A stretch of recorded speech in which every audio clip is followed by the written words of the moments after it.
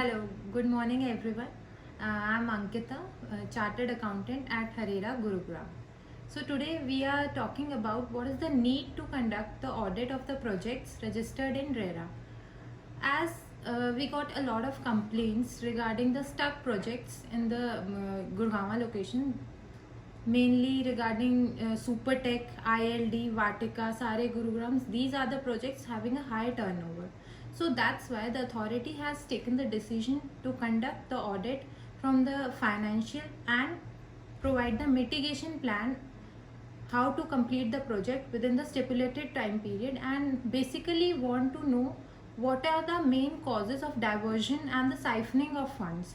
For example, we mainly want to know the how much the progress has taken on the project in the quantity and the quality wise, how much money is invested, and now how much money is required ultimately to complete the project. We basically want to scrutinize regarding the past performance and how much time, what exactly we need for the completion of the project due to the for the purpose of giving the satisfaction to the allottees, because mainly we are receiving the complaints regarding non-completion of the project and diversioning of the funds.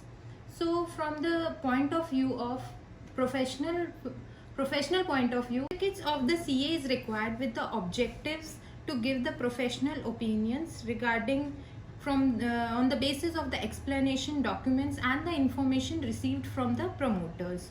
So in this regard, there is an empanelment of the auditors in the Delhi NCR and the Gurgaon. A lot of CA firms has applied for empanelment, and ultimately after evaluating the evaluation criteria, we have shortlisted large number of firms to conduct the audit, and right now on the priority basis we are planning to conduct of the projects having a high turnover, mainly crossing the 1000 crores of project. So for this we have prepared the scope and the background regarding the methodologies and approach what they are planning to complete the project. In the scope of forensic audit, we basically want to have the detailed audit. In the detailing, we need what are the financials.